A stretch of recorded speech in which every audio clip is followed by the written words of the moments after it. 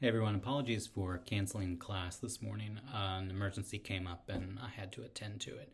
I'm recording this to kind of bring us back up to speed and get us back on schedule.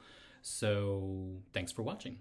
A couple of things that are going on this week is you will see that your first reading is from Frank Norris, A Plea for Romantic Fiction. And here Norris is essentially saying that there are different divisions in literature. There's a lot of emphasis on class and, who is reading and why they're reading and what their motivations are. And of course, Norris's position is to elevate the canon of American literature to focus on the morals and the values of what America looks like, and to not pay attention to all this rubbish and trash reading. And if you're going to do it, then it has to be something that really upholds and protects the nature of American values and the family and Christianity and all of these things, which are not bad things. There's nothing wrong with wanting to invest in your community. There's nothing wrong with wanting to invest in your family. There's nothing wrong with any of these things, really. But what's interesting is that Norris is suppressing some narratives and elevating other narratives.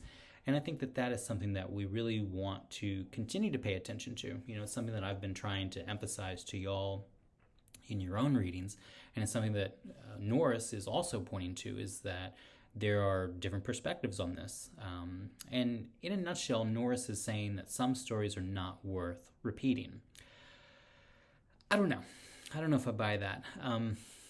I think that every representation of culture, even if it is a culture that is not mine, that I don't agree with, on principle, I think that it should be recorded. Maybe I'm weird. Maybe I'm strange. Maybe I don't know. But even if it is not interesting to me, even if it does not speak to me, even if it does not represent me, I still think that it is worth holding and cataloging for future generations who can make their own decisions, rather than me making that decision today and saying we shouldn't even discuss it. Particularly, I feel this way strongly, or I should say, I'm willing to entertain the thought a little bit more when it comes to art. After all, there are some pieces of art that not only do I not think it's good art, I just don't think it's good at all. I don't think it's good for me or for anyone. Nevertheless, on principle, I still say that that art should be made, because even if I disagree with it, it's still a creative act. And on that principle alone, it should be held, and the author can make that decision of whether it is worth putting out into the world. But once they've put it out into the world, it belongs to all of us. And so that's kind of a philosophical juggle, and it's one that I think you have to also grapple with yourself, is that just because a TV show or a movie is not good or is not interesting to you, on whatever basis, is it something that should be suppressed and silenced and canceled, or is it something that should still be held? Philosophically, again, I am someone who can hold a lot of competing narratives, a lot of competing viewpoints, and still say, I may strongly disagree with you, but thank you for sharing. I think that's an outrageous position to take, but thank you for sharing. Creatively, some art will not speak to me, but I still recognize it as art, just because it's part of the artistic expression and the creative act. On principle, I think it should still be held, and other people can make those decisions, but I myself don't feel as though I have the moral authority to step in and say some cultures and representations of cultures should not be allowed to continue.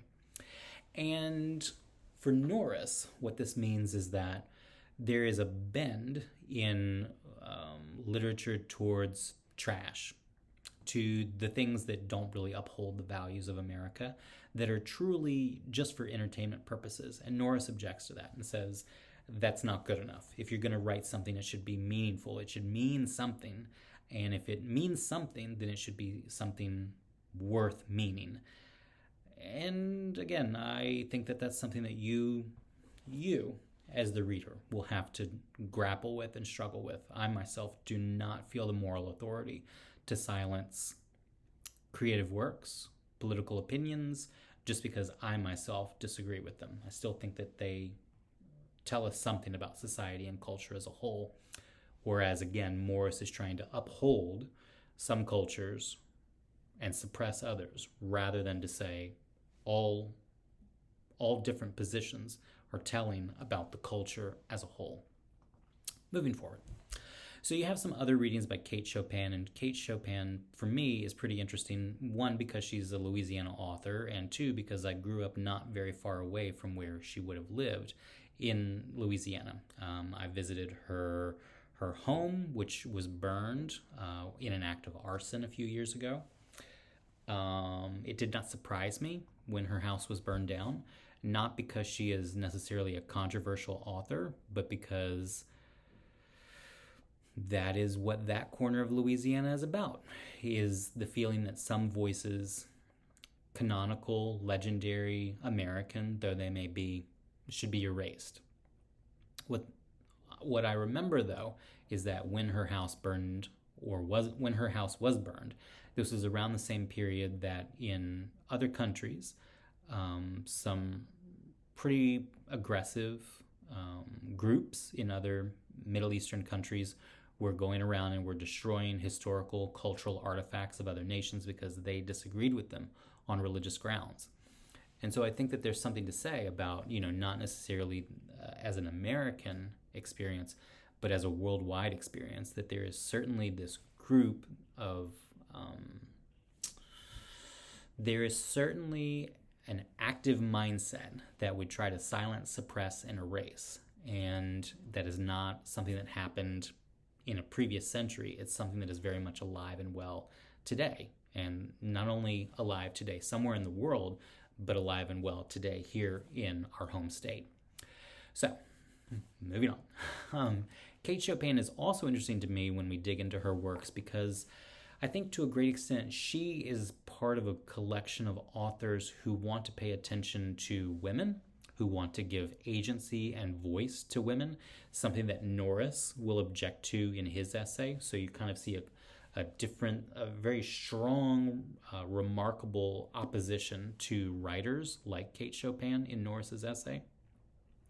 And Chopin is trying to give voice not only to women, but to women who have for a number of reasons, long been silenced or been told to behave in certain ways, to write in certain ways, to represent themselves and their gender and their values and their community and their culture and their nation in certain ways, to continue to uphold this. And Chopin just says, no, that's not going to work. If you're going to tell a story, it needs to be true. And she tells these stories of her own life, of her own interior conversations, of the struggle that it is to be married. Marriage is hard, relationships are hard, and Chopin does not try to say that it's anything else. She says it's difficult. You will find yourself questioning the person that you're in a relationship with, their intentions, your reactions, your feelings, how you understand them, continually. That it's just going to be a thing that will continue. Marriage is not a one and done thing. It is not something that can be policed. It is not something that can be prescribed by outside forces. Like someone else can tell you what your marriage is. Chopin is very much of the position that inside of that relationship, you will be shocked. You will be offended. You will be continually surprised. You will be continually disappointed. And sometimes you won't want to be married at all. You will find yourself having agreed to one thing and finding out that it's something else entirely. And beyond this, we're kind of drilling down bit by bit here in this explanation. But it's not only who you are in the relationship with, it's also how you feel about that. And she will kind of set in motion a long chain of events that will bring us into the 20th century. And this will be a concern moving into the 20th century when we get to Joan Didion, when we get to Sylvia Plath, when we get to Anne Sexton, that is as much agency and ownership of your own life, as well as the things that bring you pleasure, as well as your own sense of liberation and freedom and identity, and the ways in which culture will very often police that, specifically for women. And that's something that we want to pay attention to. Not only because Chopin is important for those reasons, but because, like Norris, this is still something that we are wrestling with and grappling with in 2026. So, in looking through Chopin, you'll see some biographical information. You'll see some stuff about her husband, who very, very much, very explicitly is displeased with her as a writer who is speaking for herself, who has opinions and feelings, and, God forbid people know what those are without him as her husband filtering them. And he will probably feel ashamed. I mean, she speaks of how she gets into arguments with her husband over her writing, how he feels shame that she will discuss these things publicly. And ultimately, he will have affairs, he will cheat on her, he will find partners who are more to his liking, and he will set his wife out to pasture, quite literally. In the town of Chopin, which is in northwest Louisiana, if you were to drive through Chopin, it is remarkable for having a single gas station, and that gas station also functions as a grocery store. And the groceries that are available to you are fried chicken and Coca-Cola and beer. Not that there's anything wrong with that. I have stopped at that gas station. They have wonderful fried chicken. Their Cokes are, icy cold. It's wonderful. But her husband really does kind of put her out in the middle of nowhere in Louisiana on what will become farming land. And he does not want her to embarrass him anymore.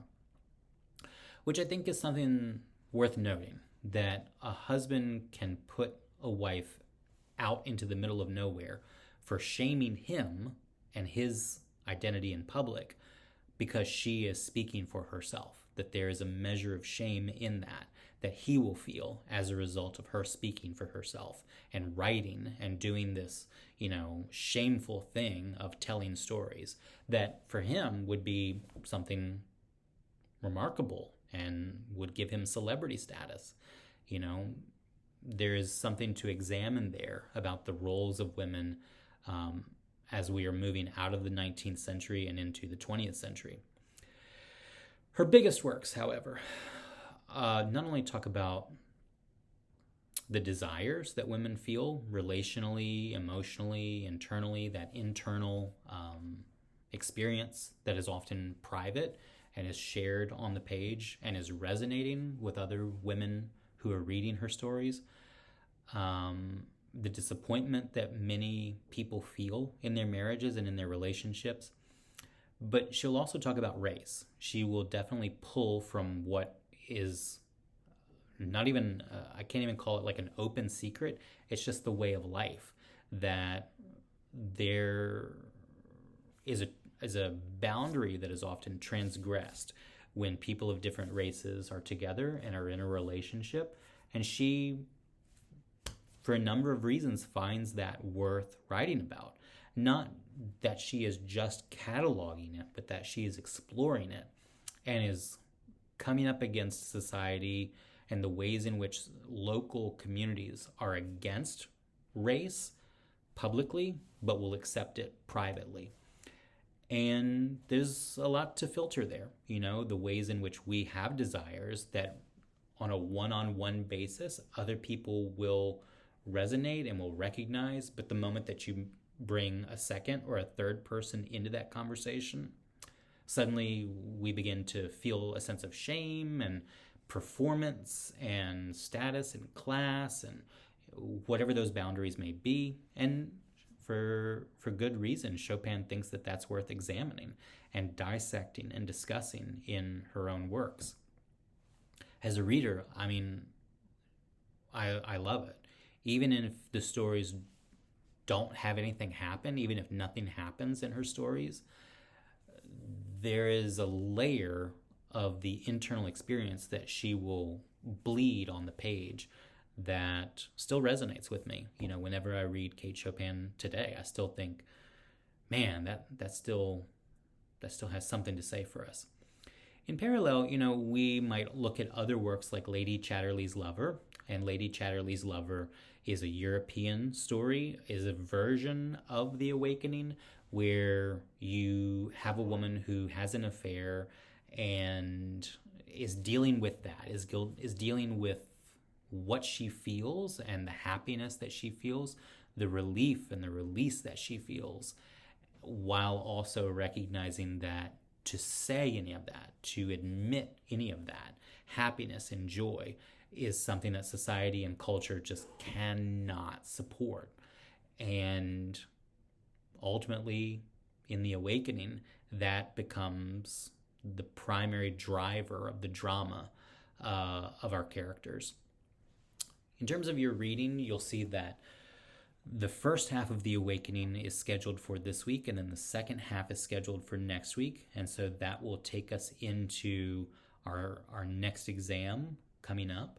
So you do want to pay a lot of attention to The Awakening. I mean, there's a reason why I'm giving you a chunk of a story this week and next week and kind of bridging it between 2 weeks. So you want to definitely get into The Awakening. And if you're someone who says, you know, well, I really just can't devote time and attention to reading this and sitting down with a book and reading this, that's fine. I totally get that. You probably do want to pick up an audiobook copy of it or listen to it on YouTube. I mean, there's a number of places where you can listen to the audiobook online. You can, for me, in New Orleans, I can pick up an audiobook version of it through the Libby app and through the reading app from the New Orleans Public Library. So again, you know, if you're not able to read this and sit down with it, I totally understand that. In previous semesters, students have said that they really did enjoy sitting down and doing other work while they were listening to it, listening to the book while they were driving, or doing art projects, cleaning their apartment. So there's a number of ways you can kind of digest this information. But again, you do want to make sure that you are spending a lot of time with The Awakening because it's going to be on the exam and it's going to be a question that you cannot get around on the exam. So you'll want to pay attention to that. Other than that, that's all I have for you this week. I hope you have a good weekend. I'm looking forward to discussing The Awakening with you next week because, again, The Awakening is this week and next week. So by next week, you will have presumably read all of it and be ready to go and to discuss it. Yeah, and so I will see you next week. Enjoy.